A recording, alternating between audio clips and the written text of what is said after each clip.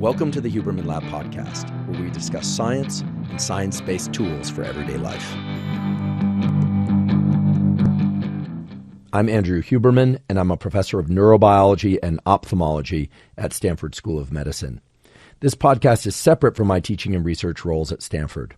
It is, however, part of my desire and effort to bring zero-cost-to-consumer information about science and science-related tools to the general public. In keeping with that theme, I'd like to thank the sponsors of today's podcast. Our first sponsor is Inside Tracker. Inside Tracker is a personalized nutrition platform that analyzes data from your blood and DNA to help you better understand your body and help you reach your health goals. I've long been a fan of getting blood work done, and the simple reason for that is that most of the things that you want to know about your health, such as hormones, metabolic factors, blood sugar levels, etc., can only be analyzed from blood. And nowadays, there are also excellent DNA tests that can also give you valuable information about what's going on at the cellular, molecular, even the neural circuit level within your brain and body. Inside Tracker makes getting blood and DNA tests easy. You can go to a testing site where they draw your blood, they take your DNA sample, or they can come to your home if you prefer that.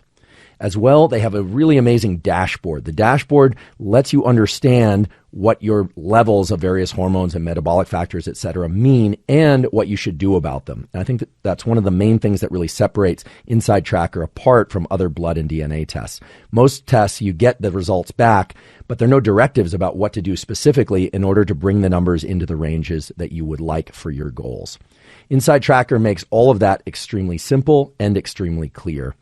If you'd like to try Inside Tracker, you can go to insidetracker.com/Huberman. And if you do that, you'll get 25% off any of Inside Tracker's plans.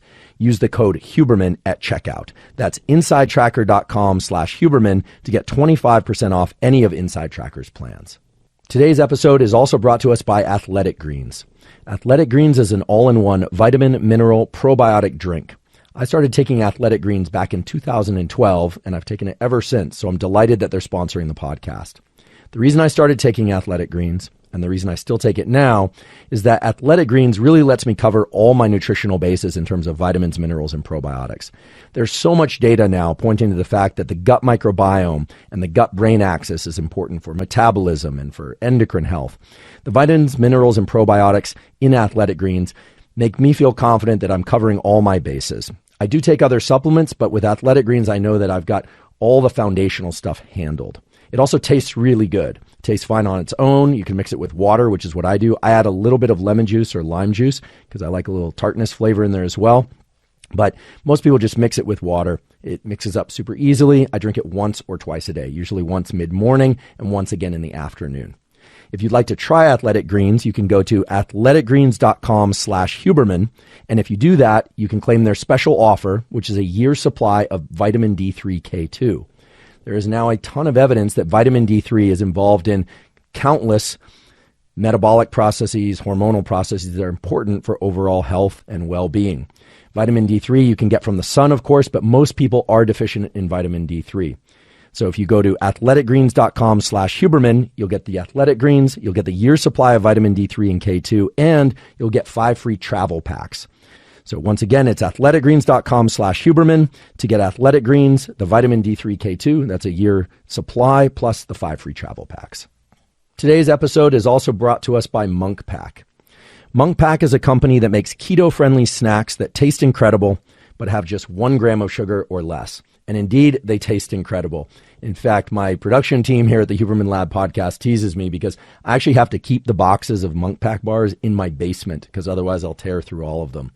I remember the first time I tasted it, I was like, all right, here we go, a keto bar. I'm not a big fan of bars in general. Most of them don't taste good to me. And I tasted the Monk Pack bars, and they are absolutely awesome. They come in a lot of different flavors. I'm partial to the caramel sea salt one, but they also have sea salt dark chocolate. Peanut butter dark chocolate, they have a bunch of flavors. They're all incredible. I've tried them all, which is why I keep them in my basement. As I've mentioned previously on this podcast, I'm neither keto nor carbo. I don't really follow a particular diet in that sense. I eat in a way that maximizes my alertness and my levels of focus during the day when I want to work, and that maximize my transition to sleep at night. So I basically eat low-carb keto-ish during the day, and I know the ketonistas will say that I'm not in ketosis, and I can manage to get into ketosis, but the main idea is I keep my carbohydrates low during the day, and then at night I do eat carbohydrates. So for me, the Monk Pack bars are a really good snack, usually in the afternoon, maybe with a cup of coffee, especially if I'm going to train soon after that, or if I just want a snack and I'm going to continue working. As I mentioned before, they're absolutely delicious. They also don't have any of the stuff that's bad for you. No soy, trans fat, sugar, alcohols, artificial colors, all that stuff that we know we should avoid. If you want to try Monk Pack bars, you can go to Monk Pack, that's M-U-N-K, monkpack.com, and enter the code Huberman at checkout, and you'll get 20% off your first purchase of any Monk Pack product. That's Monk Pack, M-U-N-K, Pack.com, and enter the code Huberman at checkout to get 20% off your purchase. This month, we're talking all about hormones. Hormones are incredible, and they control so many processes in the brain and body. Last episode, we talked about the role of estrogen and testosterone. Today, we're going to talk about how hormones impact feeding and hunger, as well as satiety, the feeling that you don't want to eat or that you've eaten enough. Now, it's important to understand that hormones don't work alone in this context. Today, I'm going to describe some hormones that have powerful effects on whether or not you want to eat more or less or stop eating altogether. But they don't do that on their own. They do that in cooperation with the nervous system.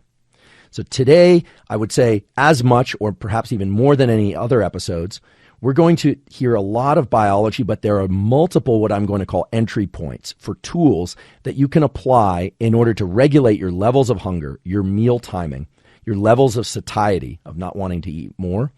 And many of this is actionable with behaviors, but of course we're also going to talk about supplements, and we're actually going to talk about a little bit of brain-machine interface, devices that can actually be involved in manipulating these incredible things that we think of as hunger and appetite and satiety. So the first thing that you need to know about the nervous system side, the neural control over feeding and hunger, is that there's an area of your brain called the hypothalamus. It's in the forebrain, which tells you it's in the front of your brain, and it's at the base of the forebrain. Now, the hypothalamus contains lots of different kinds of neurons doing lots of different kinds of things. There are neurons in your hypothalamus controlling sexual behavior, controlling body temperature, controlling circadian rhythms, the desire to sleep or be awake, even neurons controlling rage. There are actually neurons that if we were to stimulate them would send you or anyone into a rage. They're just powerful control centers for the brain and body. There's a particular area of the hypothalamus called the ventromedial hypothalamus. And it's one that researchers have been interested for a long time now in terms of its relationship to hunger and feeding. And the reason is it creates these paradoxical effects. What do I mean by that? What they found was that sometimes lesioning or disrupting the neurons in the ventromedial hypothalamus would make animals or people hyperphagic. They would want to eat like crazy. And other lesions in other individuals or animals would make them anorexic. It would make them not want to eat at all. It would make food aversive. So that means that the ventromedial hypothalamus is definitely an interesting control station for hunger and feeding and satiety, but it doesn't really tell you what's going on at a deeper level. In fact, it's a little bit confusing or paradoxical. It turns out that there are multiple populations of neurons in there. We're going to talk about those. Some are promoting feeding and some are promoting not feeding or not eating. Now, the other neural component of all this that you need to know about actually has to do with your mouth. So there's an area of your cortex, so that's a little bit further up in your brain, called the insular cortex. And it processes a lot of different kinds of information, mostly information about what's going on inside you, so-called interoception. The insular cortex has neurons that get input from your mouth, from the touch receptors in your mouth. An insular cortex has powerful control over whether or not you are enjoying what you're eating, whether or not you want to avoid what you're eating, whether or not you've had enough, or whether or not you want to continue eating more. And that has to do, believe it or not, with the touch or sensation of eating. I'm very familiar with this. I'm one of these people, I love eating so much that I just like the mere act of chewing. You know, I like celery sticks enough. I'm not crazy about them, but they taste fine to me, and I like chewing on celery sticks. But I actually just like chewing on them. I could eat all day long, except that it's not healthy to do that. But the mere act of chewing for me is very pleasurable. People who chew gum feel this way as well. And just as a point about gum or chewing, if you chew something like celery or cucumber slices or chew gum, provided it doesn't have any sugar or caloric content, it's not going to drive increased hunger. That generally isn't the case. But if you eat something with sugar, as we'll find out, it has a very specific action in the insular cortex and in other areas of your nervous system that promotes the desire to eat more. But the key point right now is to know that you got these two brain areas, the ventromedial hypothalamus, that's involved in hunger and lack of hunger, sort of an accelerator and a brake on feeding.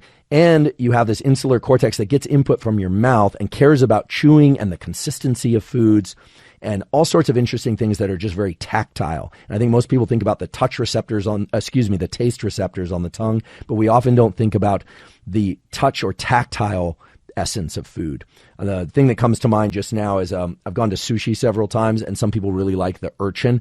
I don't like the urchin. There's something about it that kind of creeps me out about the consistency. Other people love it. So it's highly individual, and it's probably learned, and there's some probably cultural background to this if you were raised eating urchin. Some people love that consistency or that touch. So touch has a lot to do with whether or not you want to eat or not. Now, let's get back to the ventromedial hypothalamus. Sometimes it makes animals or people want to eat more, sometimes less. So what's going on there? There's a classic experiment that was done in which researchers took two rats and so-called parabiosed them to each other. What that meant is that they did a little surgery and they linked their blood supply so that they were forever physically linked to one another and could exchange factors in the blood, but their brains were separate, their mouths were separate, and they essentially did everything separately except that they were linked to one another. So they had to walk together and go to the same places in order to do it. This parabiosis experiment revealed something really important. When they lesioned the ventromedial hypothalamus in one of the rats that was connected to the other rat, that rat got very, very fat. It's just really obese. Huge rat, super rat, jumbo rat. The other one, however, got very thin. It actually lost weight, despite consuming the same amount of food that it had prior to the other one getting the lesion. So what does this tell us? This tells us that there's something in the blood that's being exchanged between the two animals because it was their blood supply that was linked. And that tells us that there's hormone or endocrine signals that are involved in the desire to eat and hunger and appetite. And so next we're going to talk about what those endocrine signals are. And then I'm going to immediately point to some entry points that you can use. And you can use these even if you're not parabiosed to anything. And that can allow you to time your meal frequency and predict when you're going to be hungry or not, as well as drive up appetite. Believe it or not, there are people out there who are trying to eat more, although I think far many more people are trying to eat less because nowadays, the data just point to the fact that there is essentially an epidemic of diabetes, type 2 diabetes, and obesity. And most everyone agrees now that maintaining a healthy body weight and body weight composition is one of the best paths to longevity and to just feeling very good and actually being able to think. Cognitive functioning is actually linked to levels of adipose tissue and so forth. So let's talk about the endocrine factors that regulate feeding, hunger, and satiety. One of the really exciting things to emerge in the science of feeding and appetite in the last 20 years is the discovery of another brain area, not just the ventromedial hypothalamus, but it's an area of the brain called the arcuate nucleus. And the arcuate nucleus has some really fascinating sets of neurons that release even more incredible molecules and chemicals into the blood. And these chemicals act as accelerators on feeding and appetite or brakes. And the really cool thing is that you can actually control these molecules through simple behaviors. And once you understand what these molecules are, you'll start to understand why that's the case and the control points that you have right now in order to control your appetite in either direction, increase or decrease. So first of all, there are a set of neurons in this arcuate nucleus called the PMOC neurons. Okay, I don't want to get into what the acronym stands for, but I'll do it anyway. It's the pro-opiomelanocortin system. Okay, so these are PMOC neurons, pro-opiomelanocortin. And if you heard melano, that should tell you it has something to do with pigmentation in skin cells or in hair cells, pigmentation of some sort because of melanin. Last episode, I talked a little bit about the relationship between light, dopamine, and melanin. So you should already be thinking, wait, melano means it probably has something to do with that system. And indeed it does. Now, the POMC neurons make something called alpha MSH, melanocyte stimulating hormone, alpha melanocyte stimulating hormone.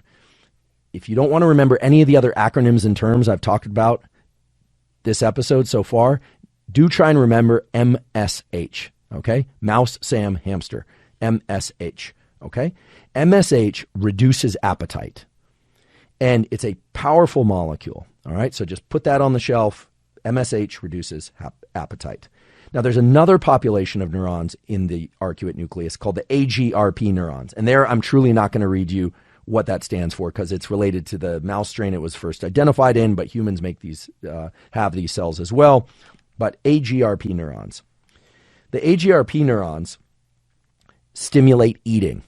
And anytime you are approaching food or you feel some excitement about food or anxiety, because some people actually experience a kind of heightened anxiety. Some people actually get a little bit of a resting tremor before they eat, even if they don't have any sort of eating disorder. There's kind of a ramping up of autonomic activity. That's largely due to the activity of these AGRP neurons. So the activity in these AGRP neurons goes way up when animals or people are starved. And I don't mean starved for long periods of time, but I mean when they haven't eaten for a while. And the activity of MSH, the release of MSH, goes up when we've eaten. However, there are other things that will stimulate the release of things like MSH. So just briefly, the experimental evidence. If you kill AGRP neurons, animals and people stop eating. There are people who have lesions. They just stop eating. They become anorexic. That's actually, I know you're familiar with anorexia as a clinical term, but that's actually a term that's used in the scientific literature about a pattern of behavior, okay? As well as a clinical term, of course. If you were to stimulate the AGRP neurons, animals or people eat like crazy. They will eat to the point where they burst, which just sounds horrible, but it just tells you this is the accelerator on eating. And yes, as relationship to the ventromedial hypothalamus I talked about earlier, but I don't want to go back there just yet. We will circle back. So melanocyte stimulating hormone, such an interesting hormone. This thing can shut down the desire to eat. The melanocyte stimulating hormone is released from the medial pituitary. We talked about the pituitary last time. This is a gland that is very closely positioned to the hypothalamus. Actually, some of the hypothalamus neurons actually project their neural connections directly into the pituitary to release things like gonadotropins and luteinizing hormone, stuff we talked about last time in reference to testosterone and estrogen. But MSH is released from the medial portion of the pituitary, and it stimulates the desire to not eat, to cease eating. What's really interesting is that melanocyte stimulating hormone is activated by ultraviolet light. And it's not activated by ultraviolet light to the skin or directly to the pituitary. It's activated by ultraviolet light to the eyes. Now, if you've been watching this podcast or listening to this podcast for any period of time, or you've heard me on other podcasts, or you follow my Instagram, I am a big fan of this whole thing of getting morning light in order to synchronize circadian rhythms, etc., avoiding light in the middle of the night. This is yet another reason why getting ample light, ideally sunlight, but it could be other sources of UV light to the eyes, stimulates MSH. This has been shown over and over again, and keeps the desire to eat or appetite in check in healthy ranges. This is also why in the spring and summer months, animals and people eat less. Now, for hibernating animals, it's different because the bear hibernating, actually bears don't truly hibernate technically by scientific criteria. They don't hibernate, but they go into a kind of torpor. The hibernating animals, they don't eat much because they're in burrows or dens, or they're just wrapped up in a little ball or whatever it is that hibernating animals do. So they're, of course, going to eat far less in the winter, but that's a unique scenario. We are not hibernating animals. But humans generally have greater appetite in the cold winter months. It's not just because of the holidays and the abundance of food that we're presenting ourselves with. But when we get a lot of sun, our appetite is reduced, or at least it's easier to control. And that is due in part because if you're getting ample sunlight to the eyes, it's converted into a signal for the MSH neurons, the neurons that release MSH, these POMC neurons release MSH. And then MSH can bind its receptors and can keep the brake on appetite in check. So the takeaway tool from this is make sure you are getting enough light, not just in the morning, but throughout the day. And yes, it has to be light to your eyes. And blasting your eyes with sunlight or artificial light to the point where it's damaging or painful won't accelerate or improve this process. It's about getting photons, ultraviolet light to the eyes consistently throughout the day. That's best accomplished by not wearing sunglasses, provided you can do that safely. And if you don't have access to enough sunlight, then you can do this with artificial light. This also points again to our old friends, the blue blockers. Many people know I'm not a huge fan of blue blockers, especially not during the daytime, because they block a lot of the UV and shorter wavelength light that you want and need to create alertness, but also to create release of MSH from the medial pituitary. Now, there are people out there, subcultures, that actually inject MSH, that are taking MSH or things similar to it. I am not suggesting people do that, but there are three main consequences of doing that. First of all, it reduces appetite. No surprise there. They're actually using it as a dieting drug. This is kind of in the underground. I don't know what the legal status is, and again, I'm not promoting that people do it. Two, it makes them very, very tan, which makes sense, right? Melanocyte stimulating hormone. And the third is it purportedly, never tried it, purportedly sends libido through the roof to the point where it's actually distracting for other activities. It actually can create priapism, which is a kind of chronic erection in males, to the point where it actually can be physically damaging to the genitalia. So this is a drug I don't know whether or not to call it a drug. It's a substance that one can regulate with healthy levels with sunlight and perhaps artificial UV light. I have not heard much about treatments for obesity involving getting ample sunlight or getting ample UV light, but to me, the logic is just very clear. And so if you're pursuing those avenues, you certainly should talk to your physician, but you might want to think about how some of this logic hangs together. Absolutely fascinating hormone. I think most people aren't aware of it. And the subcultures that are aware of it are using it to very particular endpoints, and they're using it at supraphysiological levels. That's enough about that, because I really don't know. I've talked to a few people in research, believe it or not, for this podcast. I reached out to a few people and asked whether or not these side effects, in air quotes, that I've heard about are true, and indeed they're true. But again, that's supraphysiological. Controlling MSH, it's actually alpha MSH levels through viewing ultraviolet light seems like an interesting and mechanistically logical thing to do if your goal is to keep appetite in check. So MSH inhibits hunger. Next, let's talk about a hormone peptide that activates hunger. And this is a really interesting one because it relates to when you get hungry, in addition to the fact that you get hungry at all. And it's called ghrelin. It's spelled Ghrelin. Ghrelin is released actually from the GI tract, and its main role is to increase your desire to eat. And it does that through a variety of mechanisms. Part of that is to stimulate some of the brain areas, the actual neurons that make you want to eat. In addition, it creates food anticipatory signals within your nervous system. So you start thinking about the things that you happen to like to eat at that particular time of day. And this is fascinating. Ghrelin is sort of like a clock, a hormonal clock that makes you want to eat at particular times. Now, the signal for ghrelin is reduced glucose levels in the blood. We're going to talk a lot today about glucose and insulin, ways to manage glucose and insulin.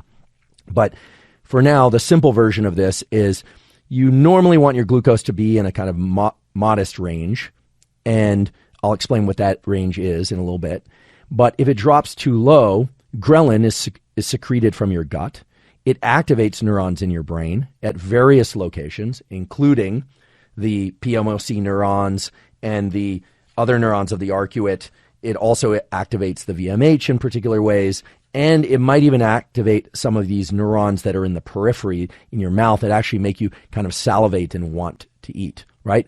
We all know about the famous Pavlovian experiments of Pavlov's dogs. You know, they start salivating to the bell after the bell was presented with food. You remove the food, and then just the bell can stimulate the salivation. We become Pavlovian at times, but rarely is it ever discussed what the neural pathways for that are. And it turns out that these hormones that are secreted from the gut can stimulate the neurons to create a sensation and a desire for certain foods at certain times of day. You've done this experiment. If you are somebody who eats breakfast at more or less the same time each day, let's say 8 a.m. plus or minus 20 minutes, and then you eat lunch 12:30 plus or minus 20 minutes. Or let's say you're somebody like me who typically skips breakfast and just eats lunch usually around 11:30 or 12 or something like that. Your ghrelin secretion will start to match when you typically eat. And it does that, and it's able to override the low levels of glucose in your bloodstream because the ghrelin system also gets input from a clock in your liver that is linked to the clock in your hypothalamus in your brain. And what this means is if you eat at regular meal times, you will start to get hungry a few minutes before those meal times. If you've ever wondered why your stomach kind of starts to growl because it's a particular time of day, and you're like, oh, I must want to eat. Well, that's ghrelin. And for those of you that don't know why your stomach growls, I'll also tell you that today. It's actually really interesting. It's not at all what you expect, and it's not just the gurgling of liquids in your stomach. That's not what it is. It's actually a muscular phenomenon. So ghrelin is secreted as a kind of food anticipatory signal to get you motivated to go eat at regular times. So nowadays there's a lot of interest in intermittent fasting.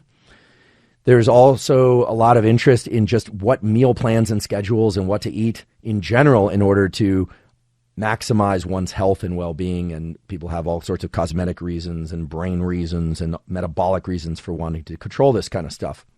So let's make it really simple by first looking at the extremes. Some people need to eat every 2 or 3 hours. They feel this, I need to eat every 2 or 3 hours or else their blood sugar drops. In general, blood sugar doesn't drop so low that they truly need to eat in order to alleviate a blood sugar issue, although sometimes that can happen. Some people are truly hypoglycemic, low blood sugar. But most people, as the blood sugar starts to head down towards the low-ish ranges, ghrelin is secreted. And so for those people, not eating on the clock is very disruptive to them because it activates these neurons in the brain. For people who eat once a day or twice a day, or tend to shift their meals, they might eat a lot, but during a limited so-called feeding window. It's kind of interesting. Humans now eat and talk about foods in ways that for years I used to hear about in classes and courses and research lectures about feeding animals, restricted feeding windows. And we owe a great deal of gratitude to Sachin Panda, who was a colleague of mine when my lab was in San Diego at the Salk Institute, who really is one of the pioneers of this restricted feeding window work and has done beautiful work. He has a book that's excellent called The Circadian Code that I highly recommend. And he's done a lot of important work on neurons in the retina that control circadian timing, but also the relationship between feeding windows and health. And he's sort of the major proponent out there, among the major proponents, I should say, of circadian eating. That means eating during the daytime, not at night, or intermittent fasting, restricting feeding windows to anywhere from 4 to 6 to 8 hours. I'll use myself as an example of the transition from regular feeding schedule to more intermittent-ish fasting, although I don't really fall into true intermittent fasting.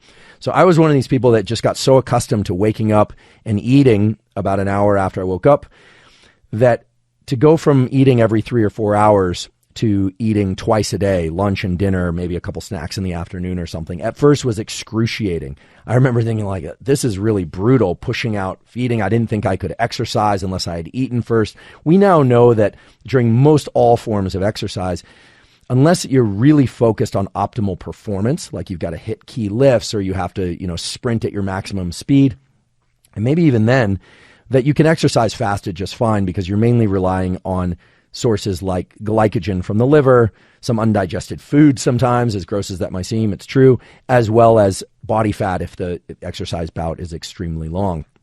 But what that means is that if you suddenly go from eating on a very regular schedule to skipping a meal or pushing your meal timing out or shifting it at all, you're going to have ghrelin in your system, and that ghrelin is going to stimulate the desire to eat by acting at the level of your brain. And it is indeed, at that point, just mental. When we hear about just mental, just physical, it's really kind of the same thing because it's all chemicals, brain and body. But it's the stimulation of neurons that anticipate feeding. You're stimulating the arcuate nucleus neurons that make you want to eat, those AGRP neurons. So ghrelin stimulates the AGRP neurons, which makes you want to eat. So what can you do with this? What this means is if you want to start shifting your feeding schedule to one where you're not eating quite as frequently, and there are some advantages to that aren't just in the biochemistry and health related, cellular health related things, but some of them include not having to think about or buy food, right? You actually don't have to think about food all day if you're not eating so often. The other is it gives you far more social flexibility, right? You can go to a noon meeting if you have to, or you can go out to dinner at a particular time. And, I guess it makes it kind of tough if you want to meet somebody for breakfast, because then you're the dork who's just like sipping black coffee and like refusing everything. But anyway, I've been that dork. So it's, one of those things you just kind of work with. But the fact of the matter is ghrelin secretion, because of its relationship to the nervous system, can be shifted by about 45 minutes per day. Now, it's going to vary. Some of you have more so-called willpower, but if you really want to just start pushing that first meal out or shifting it in any direction, some people might want to eat in the early part of the day and not in the evening, trying to shift the meal times out, the spacing by about 45 minutes is what the neural circuits that link the ghrelin system to the neural circuits that control feeding really can handle, because it's a form of neuroplasticity. And so what this would look like is if you eat breakfast at 8 o'clock plus or minus 20 minutes, and you want to start eating your first meal at noon, you would take maybe 4 or 5 days and just start pushing the meal out by about 45 minutes to an hour each day, so it's not quite as painful. Or you can just take the plunge and just do it all at once. I have a colleague who was a neurosurgeon at Stanford, came up through my lab. He's now at Neuralink, and he has a great practice. He keeps his ghrelin system at random. What he does is he skips one meal per day, and he makes his external schedule dictate that. So sometimes he skips breakfast, sometimes he skips lunch, sometimes he skips dinner. He just skips one of the 3 major meals per day. And in doing that, the ghrelin system is always kind of kept off kilter, and it probably also allows him to have a lot of neural flexibility, what we call top-down control, just the knowledge, the hunger I'm feeling isn't necessarily hypoglycemia, and in his case, it's almost certainly not, and therefore, what I'm feeling here is an activation of these AGRP neurons, and therefore, I can push my meal schedule around however I want. Now, I should mention that top-down mechanisms are powerful. Belief, motivation, these things can really shift neural circuits. We're going to talk more about that a little bit later. But there are also people who are genuinely hypoglycemic and that need to take really good control of their blood sugar levels and try and keep them stable. And so, of course, you want to do what's medically safe for you. I'm not at all recommending that people that suffer from hypoglycemia suddenly, disrupt their blood sugar patterns in any direction. That wouldn't be healthy. But for most people out there who have reasonable blood glucose levels, it's kind of interesting and kind of fun to play with these parameters in order to optimize what you want to do. And sometimes that might change across the year or with schedules. Many people find great benefit in having flexibility over when they eat. Regularity of eating equals regularity of ghrelin secretion equals regularity of activity of these AGRP neurons, meaning you will be hungry at very regular intervals. So that's something that you can work with. It's grounded in deep mechanism of hormone and neural systems. And there's a lot of modern research to support what I just said.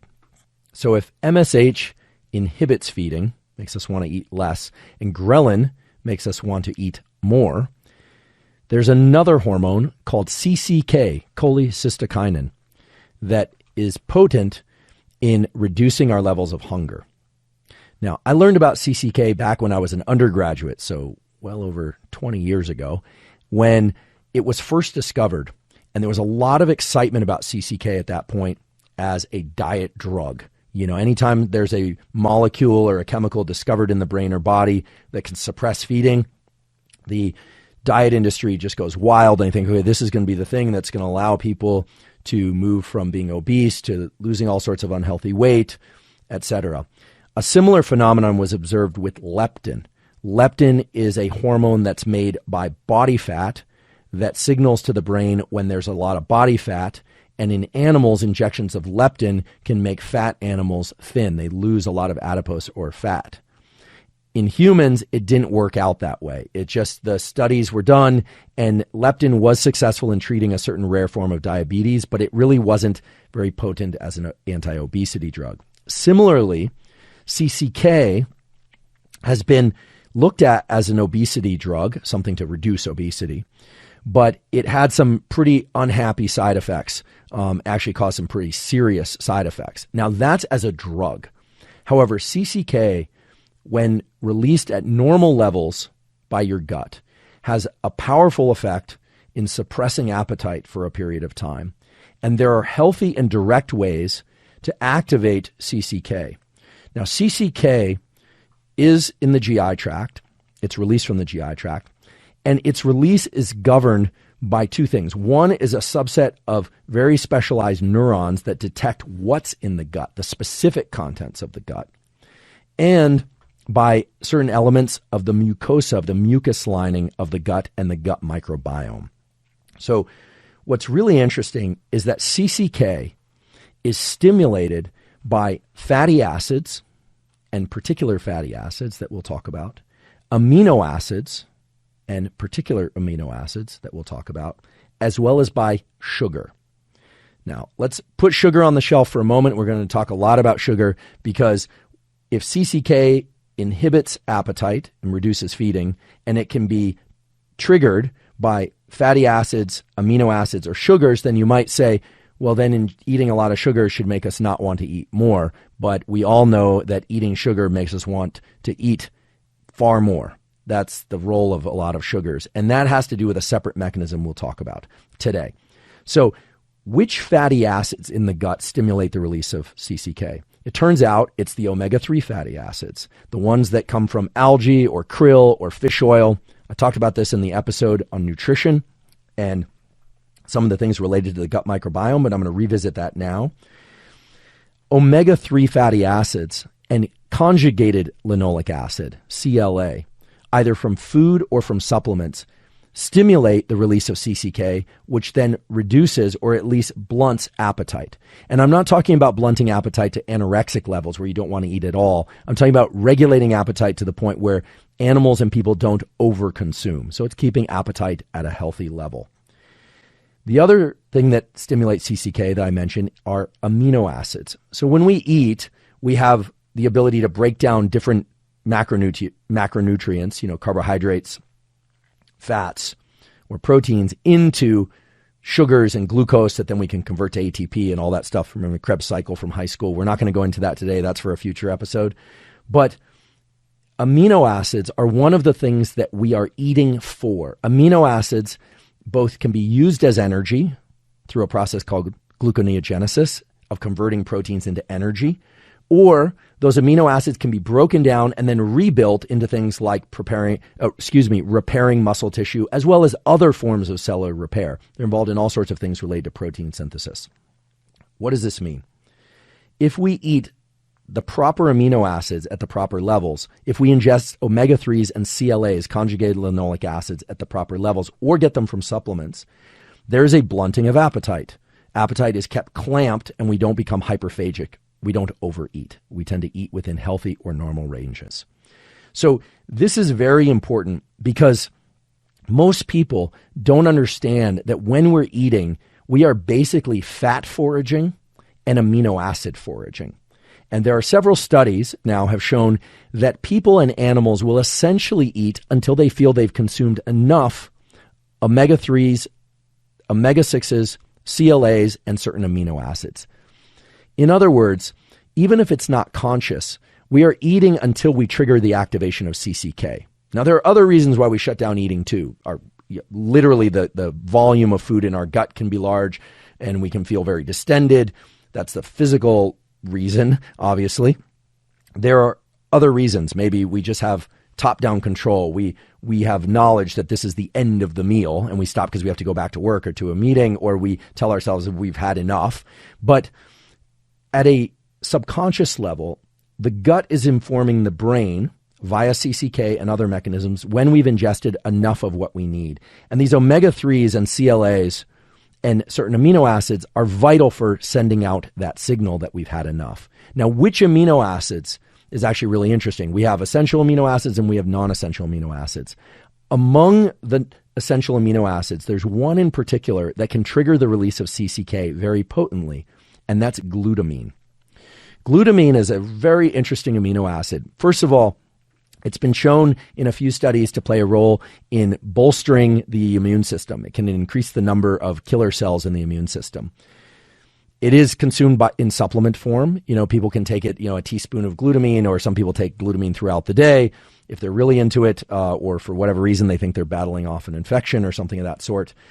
Glutamine can also, of course, be derived from foods. And you can just, put into the internet, do an internet search and find out what foods are rich with glutamine. Some of the ones that I'm aware of off the top of my head are like cottage cheese and things of that sort. But other foods have glutamine as well. Once a threshold level of glutamine and other essential amino acids are reached, once a threshold level of these omega-3 fatty acids and CLAs are reached, CCK is released, and it helps reduce the activity of those AGRP neurons that promote feeding. So as you can see, feeding is an interplay between brain and body, and it's some of the micronutrients and even the breakdown of particular nutrients that's putting the accelerator or the brake on the feeding process. It's not just one thing. So from an actionable standpoint, we should probably all be trying to get our omega-3, omega-6 ratios correct anyway, because they are antidepressant. I talked about the peer-reviewed studies on that. They are healthy for the gut microbiome, and we should be seeking sufficient glutamine. Now, whether or not you decide to supplement with glutamine or not is up to you. One of the reasons why one might want to do that, and again, you should always check with a doctor, especially if you have any predisposition to cancers or you have cancer. Many cancers and tumors like glutamine, so that's something to note. But one reason why you might want to supplement with glutamine or consider eating foods that are rich in glutamine isn't just to keep your appetite in healthy ranges, but as well, glutamine can actually reduce sugar cravings. So this is very interesting. I have a friend, he's an absolute chocolate sweets addict. He's a grown adult, but he eats candy and chocolate as if it was, as if he was like a 14-year-old kid hanging out at the local convenience store. It's really incredible. And he has probably a sugar addiction, but he's very aware of this, and he's managed to kick all other addictions. So for whatever reason, it stimulates his brain and body in the ways that make him want more, but he hates this. It's actually quite frustrating for him. He's somebody who cares a lot about his health. He took the approach that I know many other people have who know about this role of glutamine, of taking a teaspoon or a couple teaspoons of glutamine several times throughout the day or anytime he craves sugar. And indeed, glutamine will reduce sugar cravings. Some people who are really on the kind of ketogenic front will mix it with a little bit of half and half and down that, because I guess it makes it taste better. It's a little bit chalky. So glutamine has some very interesting properties. But I think for most people that aren't suffering from adverse levels of craving, making sure you're getting the right omega-3s, that can come from a variety of sources. Check out the episode we did on nutrition if you want to learn more about that, and CLAs, and making sure that you're getting enough glutamine is going to be important for making sure that this CCK signal gets through. The one thing I do want to mention about glutamine, it's a minor effect, but it alone can have a small increase. It alone can increase blood sugar. It's not a huge increase in blood glucose, but because the gut takes proteins and breaks them down into these amino acids and is essentially looking for glutamine and things like it, other essential amino acids as well, when you ingest glutamine or branched chain amino acids, there is a small but real increase in blood glucose. And that's because they are essentially food. And there I'm talking about the supplemental version. So just know glutamine can increase blood sugar slightly. Especially you diabetics should know that. It can reduce sugar cravings. And just know that what your gut is doing at a core level is it's foraging, it's waiting, and it's trying to assess levels of omega-3 fatty acids, conjugated linoleic acid, and glutamine and other essential amino acids. You are essentially trying to eat to get these nutrients, and then a signal can be deployed up to your brain that you're not really interested in eating that much more. Whenever preparing an episode for this podcast, I'm always faced with a particular challenge, which is how many tools should I offer that involve doing something new? A new behavior or a new exercise, supplement, things of that sort. And how many should be related to not doing things, avoiding things. It's never really fun to talk about all the things that we're supposed to avoid, but some of them are so powerful in light of the mechanisms of a given topic that I'd be remiss if I didn't mention them. So now you understand how hormones and peptides like CCK and ghrelin impact appetite. There's one particular aspect of food that can powerfully impact CCK, and I think most people, I'm guessing 99.9% of people out there, are not aware of this. And it has to do with highly processed foods. There's a lot of reasons why one would want to avoid highly processed foods. In fact, if you're interested in that topic and the history of whole foods transitioning to highly processed foods in this country, I highly recommend you listen to a YouTube video by Dr. Robert Lustig. He's at University of California, San Francisco. It's very easy to find. Put Stanford, Robert Lustig. It was a talk hosted by Stanford. Gives a beautiful description of the history of this and why the food industry started packing in additional sugars and salts and turning foods into commodities. It's really fascinating. It has no conspiracy theory. It's just all scientific facts. It's really a wonderful lecture. It has millions of views. It should be very easy to find. We can provide a link to that, and we will. There's another reason to avoid highly processed foods, however, and that has to do with what's called emulsifiers. Now, many of you are familiar with emulsifiers, even though you don't know it. When you put detergent in the laundry, that it contains emulsifiers. The goal of that detergent is to bring together fatty molecules with water molecules and be able to dissociate them and break them up to get the stains out of clothes and things of that sort. There are a lot of emulsifiers put into processed foods. And those emulsifiers allow certain chemical reactions to occur that extends the shelf life of those foods. So it's like candy bars and cereals and all sorts of things that are in processed foods. The worst of which are the typical kind of pastries that you see at the convenience store. But this extends into chips of various kinds and even some meats of various kinds. They pack this stuff into meats. They have names like soy lecithin and other things. Why are emulsifiers bad? Okay, there are a lot of reasons why they're bad, but the reason why they're bad for the mechanisms that we've been talking about today is that when you ingest those foods, you're bringing those emulsifiers into your gut, and those emulsifiers strip away the mucosal lining of the gut, and they actually cause the neurons that innervate the gut, that extend those little processes we call axons into the gut, to retract deeper into the gut.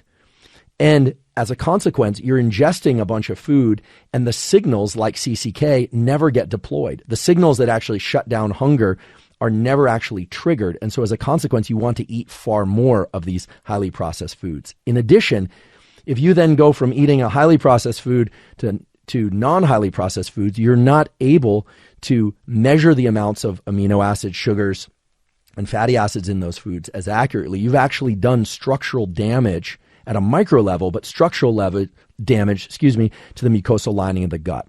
Now, this can all be repaired if you stay away from highly processed foods for some period of time, but the negative effects of these emulsifiers are quite real.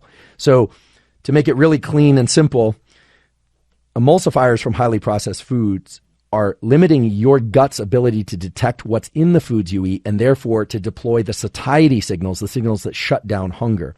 In addition to that, there's a parallel mechanism at play that I talked about in a previous episode, but I'll remind you again that you have neurons in your gut that are sensing sugar and are sending a subconscious signal up to the brain via the vagus nerve. And those neurons trigger the release of dopamine, which makes you crave more of that food. So now you've got parallel signals making you want to eat more sugar, making you unaware of how much sugar you've eaten, and that are disrupting the inputs to the nervous system that signal to the rest of your brain and body that you've obtained enough fatty acids and you've obtained enough amino acids. So these highly processed foods are really terrible. And, I'm not out here to say, never enjoy a processed food of any kind. I'd be a hypocrite because I do eat processed foods from time to time, although the ones that I tend to eat, I try and make of the healthier variety. But eating whole foods has tremendous value, and eating highly processed food has tremendous negative impact on the gut and on the gut-brain axis. And so recently there was a paper that came out in Cell Press Journal. It's kind of the apex of cell journals, which is phenomenal. This paper showed that ingesting highly processed food leads to more intake of not just highly processed foods, but other types of food in general. There was kind of an overeating compensation generally across foods for people that consume these highly processed foods. And there are a lot of other reasons to avoid highly processed foods. So again, I don't like to focus too much on the do nots. I like to arm you with tools to do. But I think this visual of certain foods and these emulsifiers actually stripping away some of the critical lining of your gut and disrupting the hormone signaling to the brain controlling feeding is important enough and cryptic enough, meaning it hasn't been talked about, it works at a subconscious level, and that it's important that people are aware of it so they can make decisions about what they do want to eat or not want to eat for themselves. Before moving on, I just want to say one more thing about highly processed foods. There was an absolutely beautiful study done by my colleague Chris Garner at Stanford, exploring whether or not certain diets were better than others. They looked at vegan, vegetarian, omnivore. I don't know if they looked at all meat or not, but they looked at the different forms of diets, intermittent fasting, etc. And they essentially found that whichever diet people adhered to, whichever one they followed, was equivalent to the others. Provided that they followed it, they lost the equivalent amount of weight. There really wasn't a strong effect of the food type or the pattern of eating, etc. However, in a study like that, adherence is very high because people are a part of a study. And for many people, the ability to adhere to a certain eating plan is one of the most, if not the most powerful determinants of whether or not a given diet, meaning nutritional plan, works. Now, this thing about highly processed foods, however, is really diabolical because it truly says, and I think the recent data in Cell Metabolism and other journals really proves that a calorie is not a calorie. That's absolutely absurd because of these emulsifiers and the content of these highly processed foods. In fact, the data in humans points to this. So what they did is they took inpatient adults, so they had total control over their food intake, and they received either ultra-processed or unprocessed diets for 14 days as a short study. The diets were matched for calories, sugar, fat, fiber, and macronutrients. So everything else was matched. Just processed or non-processed is the major variable. And basically what they found is that the people who were eating the processed food diet happened to eat much more, right? This was after this period of putting them on either diet and clamping for all other variables.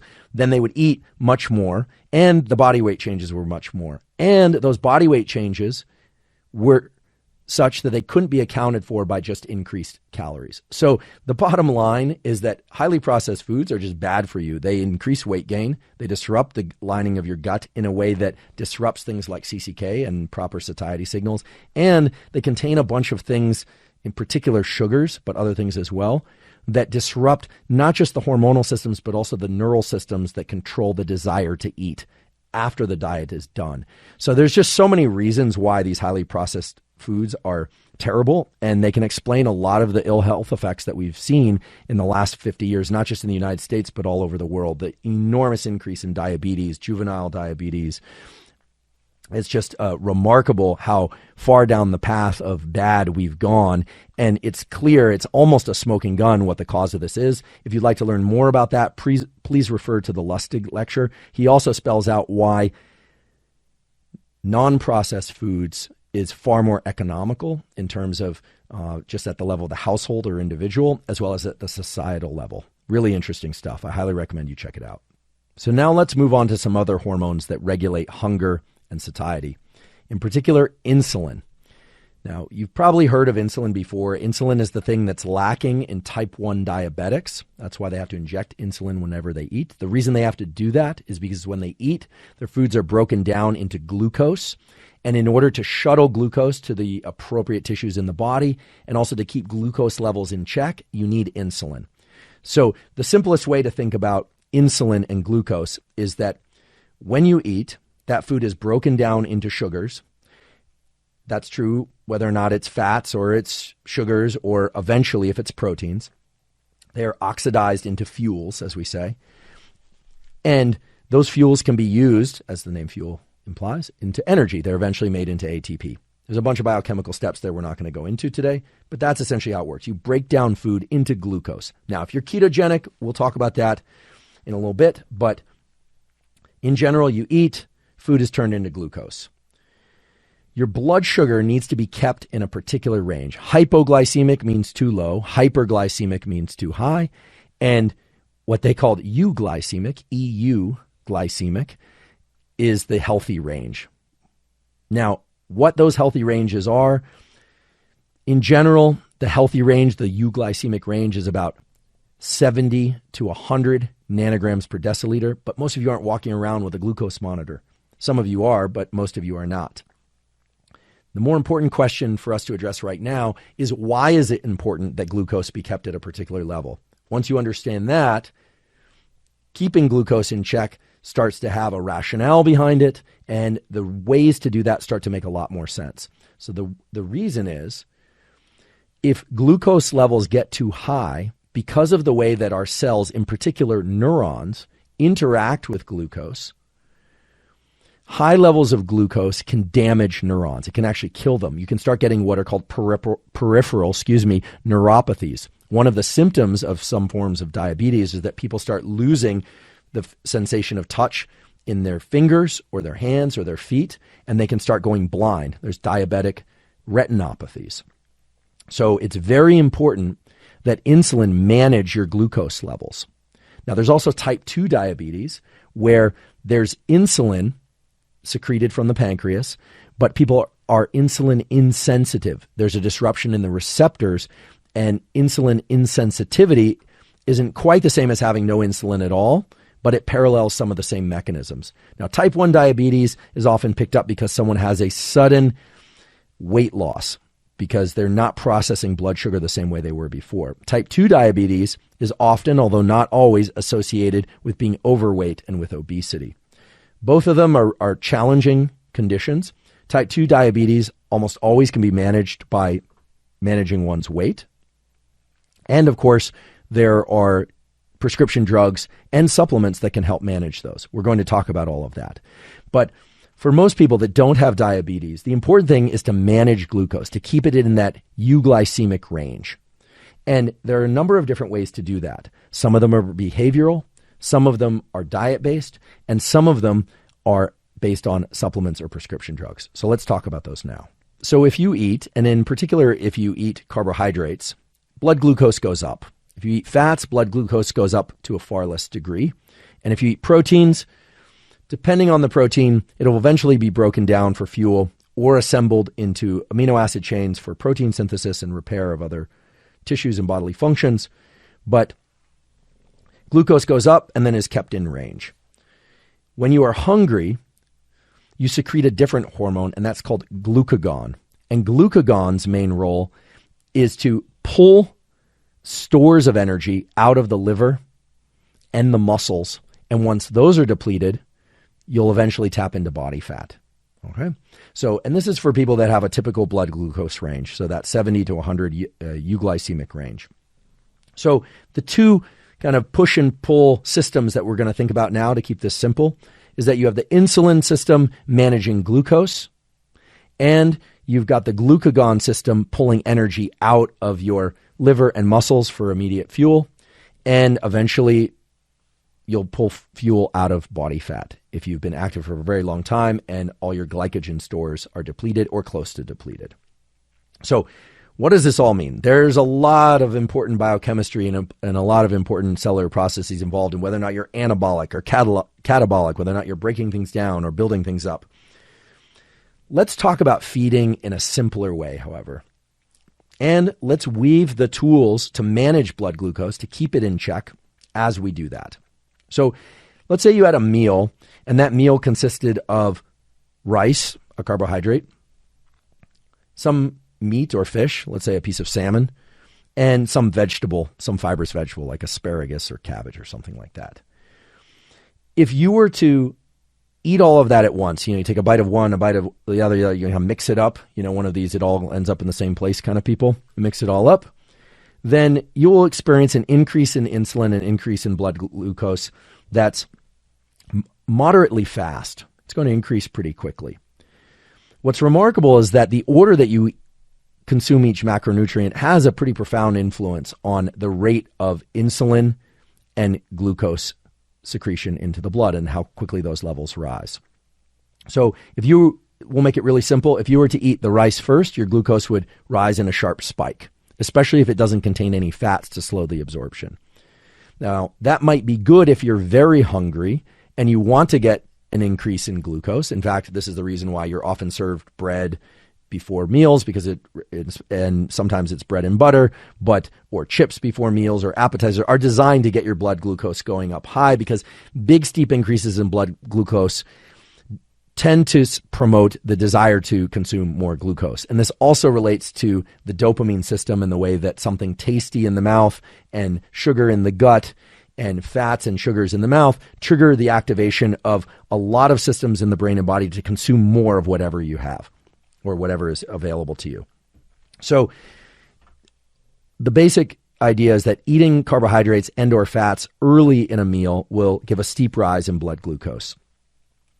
However, if you were to eat the fibrous thing first, so a lot of chewing but not a big rise in blood glucose, because in general, unless it's laden with sugar or something, we're just talking about some vegetable, fibrous vegetable, that will actually blunt the release of glucose until you eat the fish and the rice. But believe it or not, it will actually blunt the glucose increase that the rice would cause.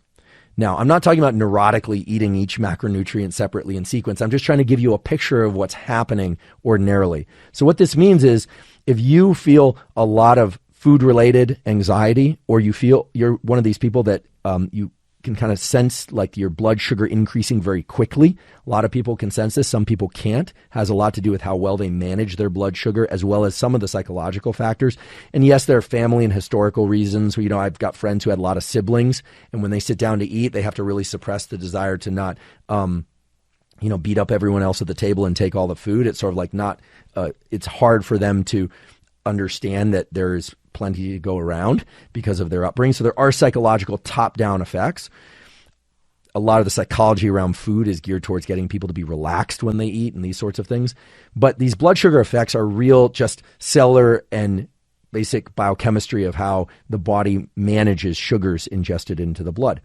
So what does this all mean? It means that if you want a steep increase in glucose, you are very, very hungry, then you should eat the carbohydrate-laden food first, or you should eat a bunch of macronutrients combined. So that would be like the hamburger or the sandwich, the bread, the whatever's in that sandwich all together. Usually that's protein and vegetables as well. If you want to have a kind of more modest increase in glucose, or you want to blunt the increase in glucose, then have at least some of the fibrous thing first, and then the protein, and then the carbohydrate. You will notice that your blood glucose will rise more steadily, and that you'll achieve satiety earlier in the meal, or at least you won't get this huge peak. It's sort of the Thanksgiving meal effect. Some of you are international, so if you don't celebrate Thanksgiving, it's a time of year where used to be the one time a year or 2 times a year where Americans would give themselves permission to eat enormous meals. Now that seems to happen a lot more often, but there is this effect of you're full and yet you're hungry for more. That's because your blood glucose has gone through the roof and it's triggered a number of other mechanisms. There's also usually a lot of alcohol consumption, and alcohol itself, because it's a sugar, will increase blood glucose very, very sharply. It depends on the alcohol. Some alcohols have more sugar than others. But basically what you're trying to avoid are steep increases in blood sugar. And the order that you eat foods has an enormous impact on that. The other thing that has an enormous impact on how long and shallow or how steep that curve of glucose is depends on whether or not you recently were moving, are moving, or start moving after you eat. So it turns out that your blood glucose levels can be modulated very, very powerfully by movement. If you did any kind of intense exercise, or even just walking or jogging or cycling, anything before you eat, your blood glucose levels will be dampened somewhat. And that has to do with the release of something called, some people call it GLUT4, which sounds like glutton. Other people call it GLUT4. These are things that are involved in shuttling glucose to particular cells in the body, namely toward muscle and glycogen stores and away from body fat stores. It has to do with sequestering of glucose from the blood.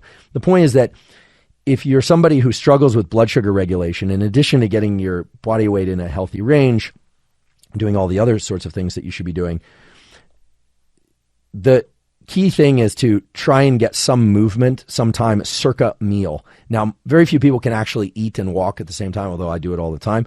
Not because I'm trying to regulate my blood sugar, but just because I tend to be busy. I eat and drive. Basically, if I'm not giving this podcast or sleeping, I'm eating. But except the early part of the day when I fast. But the bottom line here is that if you, for instance, take a 30-minute walk after a meal, your blood glucose will be blunted in ways that are beneficial. If you have exercised in the recent hours before a meal, that can be beneficial. The order that you consume foods is beneficial. And there are a few things that you can consume that can also adjust blood glucose levels. So let's talk about those. But I thought it was important to really tamp down that it's not just what you eat. We talked about that before, but also the order that you eat those things, believe it or not, whether or not you combine macronutrients, carbohydrates, proteins, and fats, and fibrous vegetables, and whether or not you've moved recently. The higher intensity of the movement, the greater the GLUT4 increase, and the more that the blood glucose will be blunted, and you'll shuttle more of that to glycogen and muscle stores. And even just moving after a meal, even just a calm, easy walk, can really adjust the ways in which blood sugar regulated for the better.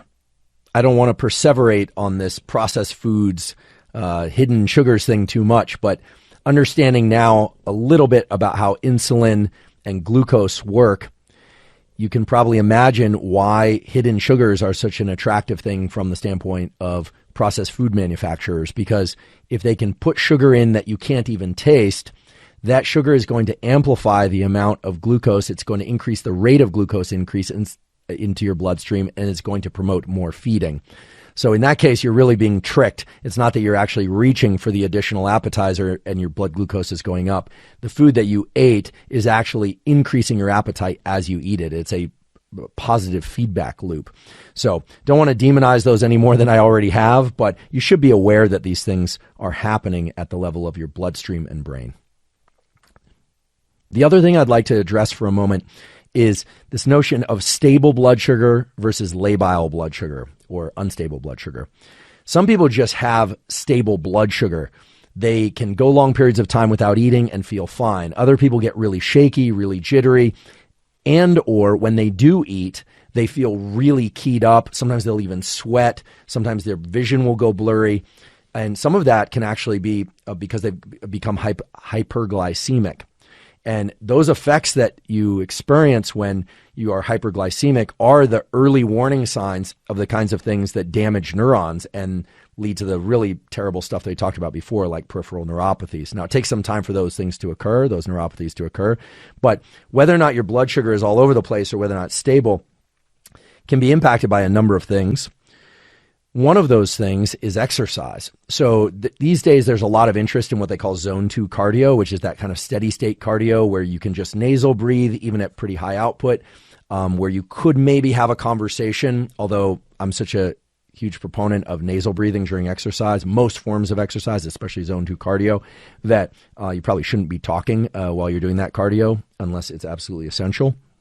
But periods of zone 2 cardio that last anywhere from 30 minutes to an hour or sometimes more for your endurance athletes can create positive effects on blood sugar regulation such that people can sit down and enjoy whatever it is, the hot fudge sundae or whatever the high sugar content food is, and blood glucose management is so good, your insulin sensitivity is so high, which is a good thing, that you can manage that blood glucose to the point where it doesn't really make you shaky. It doesn't disrupt you. And it, to say nothing of the weight related issues or the adipose, fat gain, et cetera. That's a separate issue because people vary there. But basically doing zone 2 cardio for 30 to 60 minutes, 3 to 4 times a week makes your blood sugar really stable. And that's an attractive thing for a variety of reasons. On the flip side, high intensity interval training or resistance training, aka weight training, are very good at stimulating the various molecules that promote repackaging of glycogen. So sprints, heavy weightlifting, circuit type weightlifting, provided there's some reasonable degree of resistance, those are going to trigger all sorts of mechanisms that are going to encourage the body to shuttle glucose back into glycogen, convert into glycogen into muscle tissue, restock the liver, et cetera. depleting one's glycogen actually takes some time. If you do, a couple sets of tricep extensions and some crunches, you're not depleting your glycogen. Glycogen depleting workouts are very high intensity. Generally, they're less than an hour or so, but those are the sort that are going to lead to big increases in the kinds of enzymes and metabolic pathways that are going to repack glycogen and shuttle most things towards restorage of foods, not into adipose tissue, not into fat, but taking glucose and making it into fuels that you can access later for more of that high intensity activity. And I should mention that one of the advantages of high intensity interval training or weightlifting of various kinds is that it causes long-standing increases in basal metabolic rate. I don't want to go too far down this path because we're going to do an entire month on human performance and athletic performance. But it's not just the increases in muscle that increase metabolism, because muscle burns more energy than other types of tissues, except your brain, which truly burns the most energy, and is the main reason why your basal metabolic rate is what it is. Well, high-intensity training, so it could be sprints, it could be high-intensity interval training of different kinds, it could be weight training, also has an effect of increasing thermogenesis even long after you've completed the exercise. So there's a long tail, there's a kind of post-exercise metabolic effect that's also beneficial. So it's not an either or. It's really that high-intensity interval training and resistance training and things of that sort are very good for one reason, and the zone 2 cardio is very good for other reasons. And now you can see why it's just a healthy thing and why most people should probably be doing exercise most days of the week, if not every day of the week. If your goal is to manage blood glucose and your goal is to manage some of the metabolic factors that control repackaging of glycogen and encouraging excess glucose to not get diverted into body fat stores. We haven't talked a lot about lipids today. That's because most of today's discussion is about hormones, and insulin is the dominant hormone in terms of mobilizing and managing glucose in the body, at least for most people. But fats are very important, and there's just a little anecdote about fats that I think will be useful in thinking about why you want to manage what they call the LDL or HDL ratios. This is deserving an entire episode, many, perhaps even several episodes, but some of you may be familiar with LDLs and HDLs. Some of you may not. The LDL is low-density lipoprotein. This is the one that you don't want it to be too high. Costello's dreaming. He's barking. He loves all forms of cholesterol, but that's just Costello dreaming. So LDLs are the ones that you want to keep low. You don't want those to go excessively high. HDLs, the high-density lipoproteins, are the ones that are the so-called healthy lipoproteins. That's all fine and good, but you might ask yourself, what are they doing? What is the actual role of these things? And why would you want healthy levels of HDL and not too much LDL? Well, one of the reasons is that fats don't like water, right? They are hydrophobic. And yet you need to move fats in your bloodstream. All tissues in your body need fats. They need cholesterols. Last episode, we talked about how cholesterol is a precursor to the sex steroid hormones, estrogen and testosterone and other hormones as well. Well, HDL and LDL actually coat fats to allow them to be transported through the bloodstream. They do a number of other things as well. But HDL is a key component of the delivery system that brings those fats to the liver, ovaries, testes, and adrenals. In other words, having adequate levels of HDL is good because it allows fats to be delivered to the tissues that manufacture testosterone, estrogen, cortisol in healthy levels, and the liver. So this is why when LDLs are too high, what's happening is you're not getting fats to the correct tissues, and you can get buildup of fats like fatty liver disease, and some of these things can happen. High sugar content can even lead to some of these fatty liver conditions. That's starting to happen. It's actually the first time in human history, perhaps, that we're aware of anyway, that we're starting to see liver conditions that normally were associated only with severe alcoholism starting to come from sugar content. So what does this mean? This means keep your LDL and HDL ratios proper. You want those HDLs in order to deliver fatty molecules to the very tissues that use cholesterol in order to manufacture hormones. So how do you keep LDLs and HDLs in their proper ratios? Well, a lot of people don't realize this, but the debate about dietary cholesterol and its relationship to LDL and HDL ratios is a barbed wire debate. I don't want to get into it right now. There are still a lot of open questions as to how much dietary cholesterol impacts LDL and HDL ratios. I don't want to get into that now. I'm not taking a stance either way. But what is very clear is that having highly elevated glucose, consuming too much sugar, or not managing glucose in your body through some of the mechanisms that we've been talking about up until now, can also negatively impact LDL HDL ratios. So managing glucose goes way beyond just managing blood sugar and making sure that you don't lay down too much body fat, making sure your metabolism stays high, making sure you're not getting jittery at meals. It also has to do with making sure that you're creating enough of the molecules, HDL, and not too many of the molecules, LDL, that are going to disrupt the delivery of things to the organs of your body that allow you to make healthy levels of testosterone, estrogen, and so forth. If that wasn't clear, let me make this ultra simple. You want healthy levels of HDL and you want low levels of LDL, because if you have ovaries, it will allow the fats that need to get to the ovary to produce estrogen to get there. And if you have testes, it will allow the fats and the cholesterol molecules that you need in order to manufacture testosterone to get to the testes. As well, in order to have proper adrenal function and proper liver function, you want HDL and LDL in the healthy, correct levels. So now we've talked a lot about behavioral tools and the underlying biological mechanisms that justify those tools in particular circumstances. Now I'd like to turn to supplements and prescription drugs that regulate the hormone systems controlling feeding and satiety. There are a huge number of these. Some have more powerful effects than others. There are two that I want to describe because they've been getting a lot of attention recently. First of all, there's a prescription drug, metformin, which was developed as a treatment for diabetes, and it works potently to reduce blood glucose. It has dramatic effects in lowering blood glucose. Metformin involves changes to mitochondrial action in the liver. That's its main way of depleting or reducing blood glucose. And it does so through the so-called AMPK pathway, and it increases insulin sensitivity overall. Metformin is a powerful drug. In fact, I'm surprised that so many people have sought it out, given that most of the people that I'm aware of that sought it out are not diabetic. I think for diabetics, seems to be a useful drug. For non-diabetics, it can also, of course, lower blood glucose. It also has the potential to make people hypoglycemic, genuinely hypoglycemic.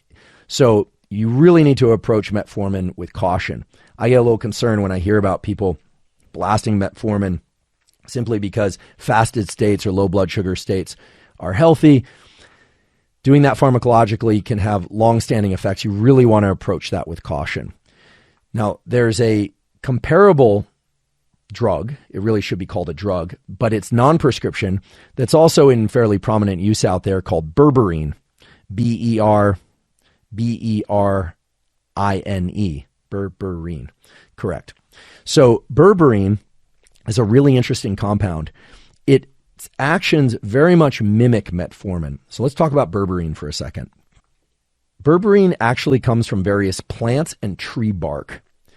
It is sold in supplement stores. It's sold online. It is, as far as I know, unregulated. It is powerful. If you're going to experiment with berberine, you definitely want to talk to your doctor and you want to approach it with caution. It also works to activate the so-called AMPK pathway. AMPK, by the way, stands for adenosine monophosphate activated protein kinase, AMPK, and it inhibits a protein tyrosine phosphase 1B pathway. I think that's enough nomenclature. It activates a certain pathway that's associated with fasting and low blood glucose. The effects of berberine are, as far as I can tell when looking at the literature, are very similar, if not identical, to metformin. Now, the number of studies out there on this are many, so I'm just going to review a few of them and their major effects. As always, I invite you to check out examine.com. It's a wonderful website where you can put in any supplement or compound or biological goal for that matter, and it will list out the various effects in the human effect matrix, so studies on humans, if they're available. And it will tell you whether or not there's strong effects or weak effects or modest effects, and it will point to the specific subject population. A wonderful resource. So berberine, not surprisingly, has very strong effects in lowering blood glucose. There are 4 studies on this. In fact, they say that berberine is one of the more, if not the most effective supplements for lowering blood glucose. It talks about dosages there, although I'll just mention that I've tried berberine, and the dosages that are typical on the bottle of most supplements is much higher than I needed. So when I took berberine, 2 things happened. First of all, I got a pretty splitting headache. It gave me pretty vicious headache. So for me, it was a no almost immediately. The other thing is I became so hypoglycemic that in order to get my blood sugar back up, I think I ate something like 10 donuts, and I didn't feel like I had ingested all that much sugar. It was really kind of weird. I was hyperphagic for sugar. I was craving sugar, and I was very thirsty as well. And so I don't want to promote any bad behavior, but I know that certain people use this when they've overeaten sugars or they're doing their cheat days, something that I'm personally just not a fan of, and they want to keep their blood sugar in check, or they know they're going to consume a huge meal. They'll take berberine to keep blood glucose clamped, and it does do that. It has very strong effects, 3 peer-reviewed studies on HbA1c levels. HbA1c is something that can be measured in a blood test that is sort of an average readout of your blood sugar levels over the previous 2 or 3 months, sometimes shorter period, but that's mostly what HbA1c is about. So it radically decreases your blood sugar levels. It actually lowers cholesterol. It acts, remember, on the liver, and the liver is involved in cholesterol metabolism. And remember, it's both sugars, blood glucose, and dietary fats. Perhaps it's still heavily debated in terms of how your blood total cholesterol, HDL and LDL are regulated. So it seems to lower total cholesterol, and it seems like it lowers HDL and LDL in parallel. So that's interesting. One study showed a minor increase in HDL, the so-called good cholesterol. Insulin levels dropped, not surprising. Another study showed a slight decrease in LDL. Those seem to be kind of minor. Here's a kind of interesting one, just to help you remember berberine, as if the fact that it comes from tree bark isn't trigger enough to remember it. Direct contact of berberine on canker sores seems to eliminate canker sores very quickly, which is kind of cool. I haven't had canker sores in a few years, but when I did get them, they are extremely painful.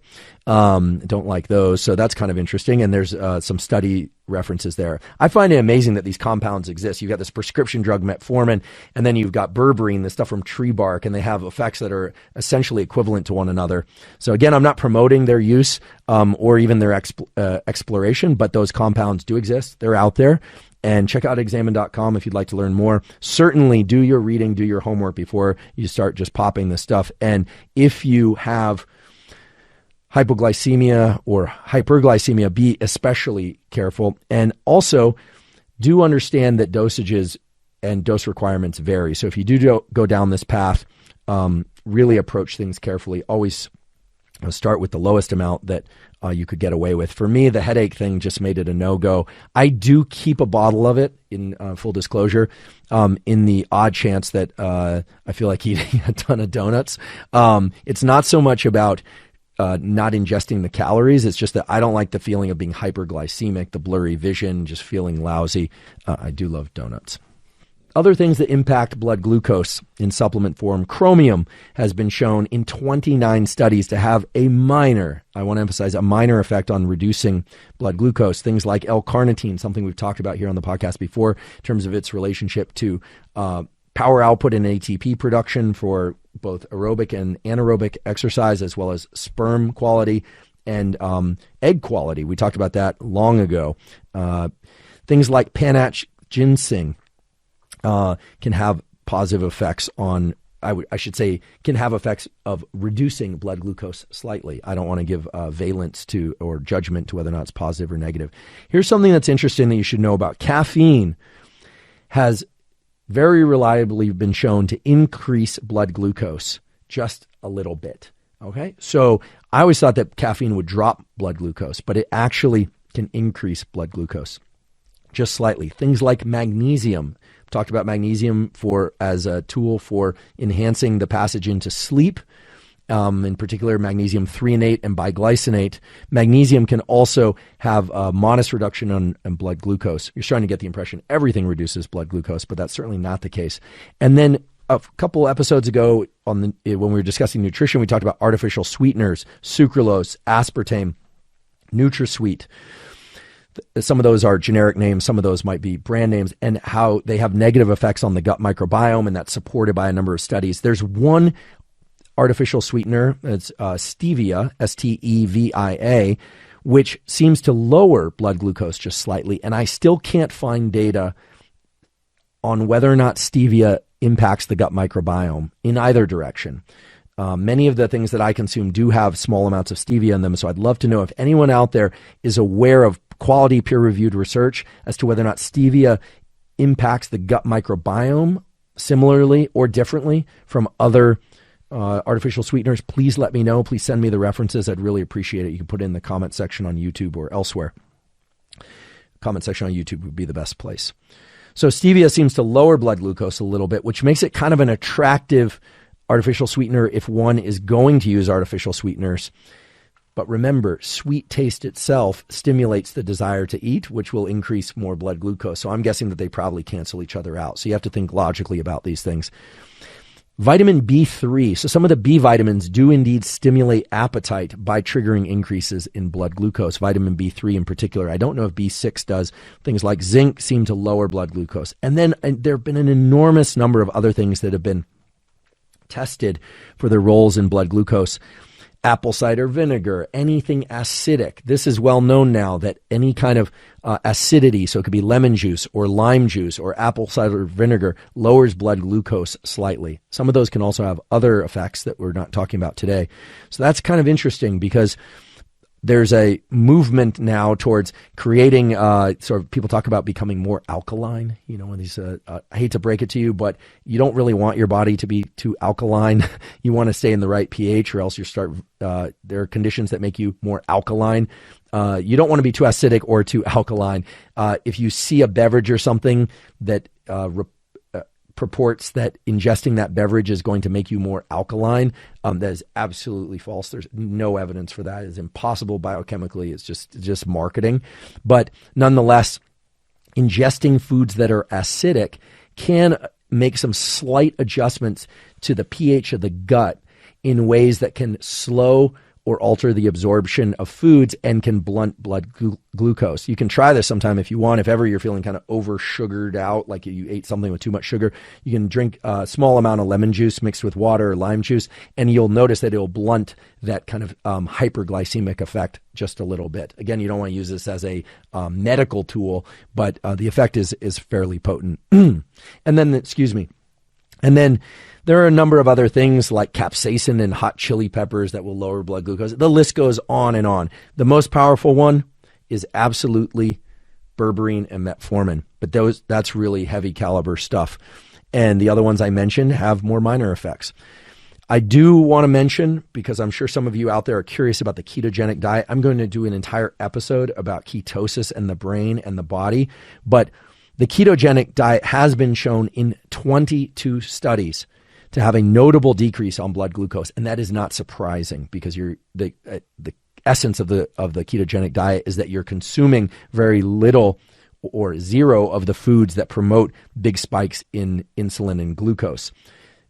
If you consume enough protein, some of that protein can be converted into glucose, of course, through gluconeogenesis. But the ketogenic diet has very strong support for its role in regulating blood sugar, which is glucose. But the specific effects of the ketogenic diet, and one particular effect that I'll address later, but I'll mention now, which is the ability of the ketogenic diet to adjust thyroid hormone levels in ways that make it such that if you return to eating carbohydrates after being in ketosis for too long, you don't manage thyroid and carbohydrates as well. That has been shown as well. So we're going to dive deep into ketosis in a future episode. So for you ketonistas out there, don't worry. I certainly have nothing against ketogenic diet. I actually don't have anything for or against any particular nutrition plan. I know what works for me, at least at this stage of my life, and I'll update it if I need to. I'm simply trying to get you as much information as I possibly can so that you can navigate through that landscape in a way that's in keeping with your particular goals. So now you understand a lot about blood sugar and how it's managed and the ways that you can manage it better depending on your particular needs. This is also a good opportunity for us to look back at some of the medical literature, because it really points to just how far we've come in terms of understanding these important mechanisms. And it points us in the direction of some actionable protocols. So diabetes, which is these huge increases in blood glucose because there's no insulin, was known about as early as 1500 BC, which is just incredible. And the way physicians then understood that certain people had high blood glucose without actually knowing what blood glucose was, is that they would take the urine of particular patients and they'd find that ants preferably moved toward and consumed the urine of certain patients and not others. And they understood that there was something in that urine that was correlated with the sudden weight loss and some of the other probably very unfortunate health symptoms that these people were experiencing.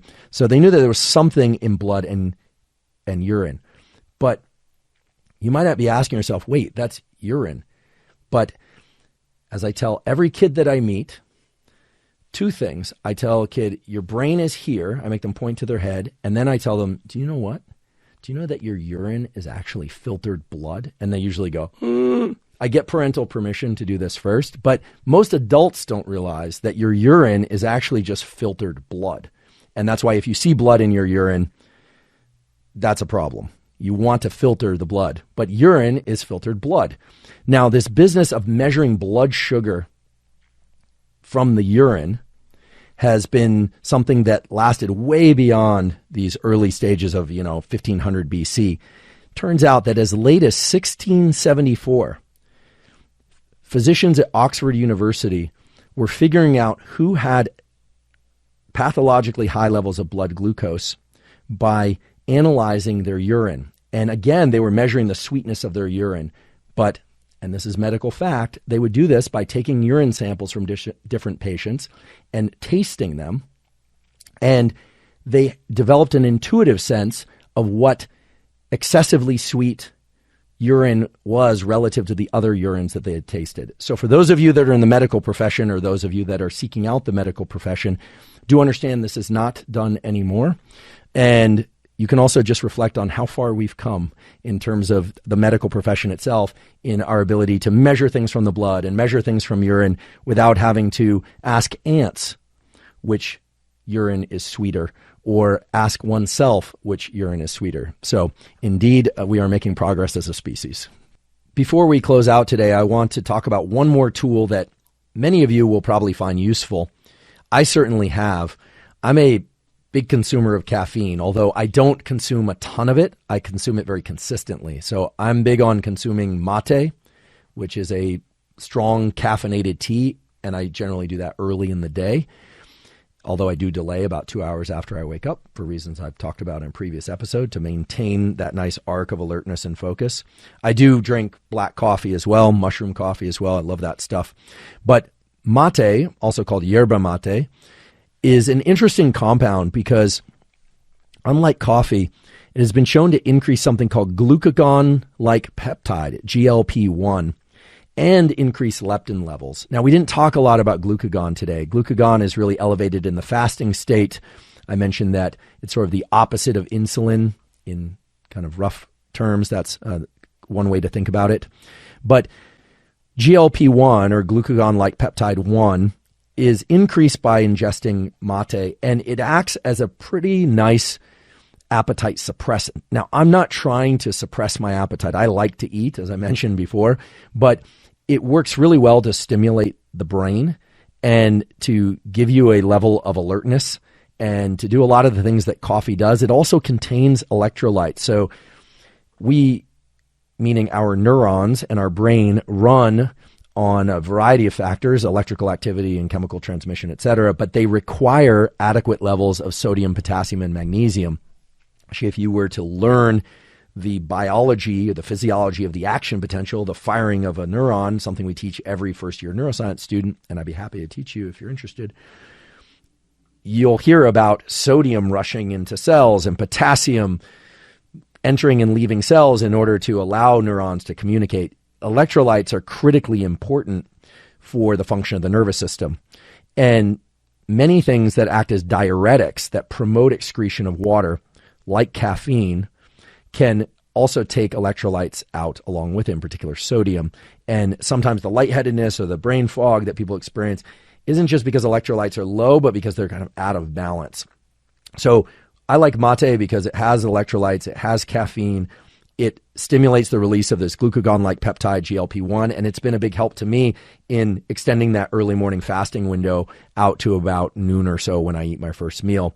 It also just tastes really good. I don't drink it out of the gourd, even though I have Argentine lineage. The gourd to me is, it's just kind of an inconvenience. I drink it out of a mug. There's no promotional here. I have no relationship to any yerba mate plantations or companies. I just happen to really like the stuff.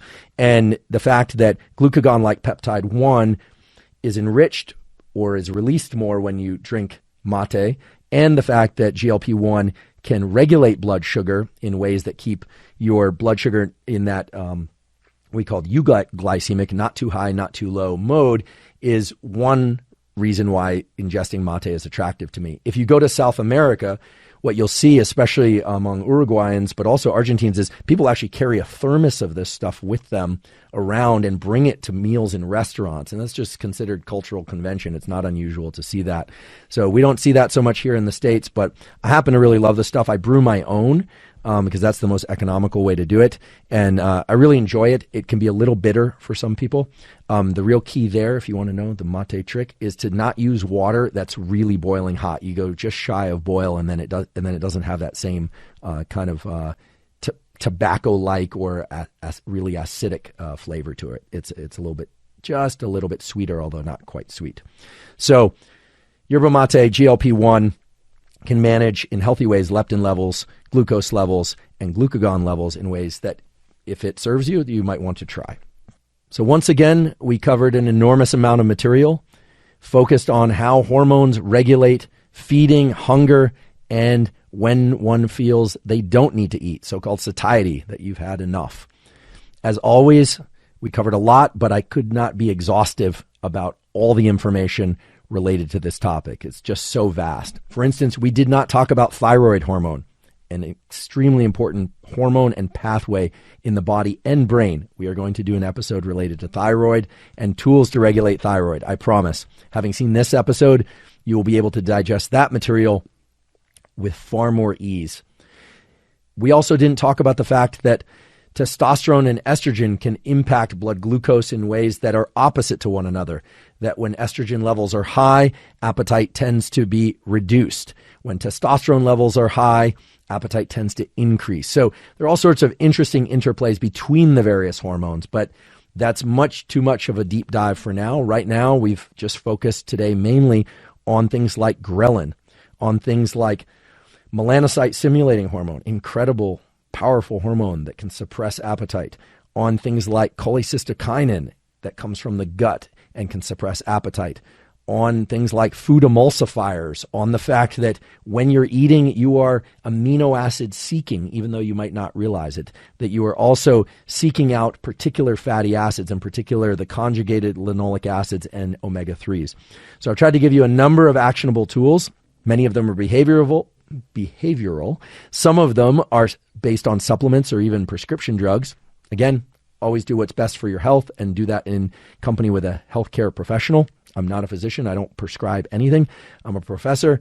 I profess a lot of things. And I try and share with you what I think to be the best high-quality peer-reviewed literature. So that's what I've done today. Really appreciate your time and attention. Many of you have continued to ask how you can help support the podcast, and we really appreciate the question. There's several ways to do that. The first is to like a video that you've seen, if you like it, and please subscribe to the YouTube channel. That's perhaps the most important thing about the YouTube channel. As well, leave us a comment. If you leave us a comment in the comment section, that helps us. And please ask questions.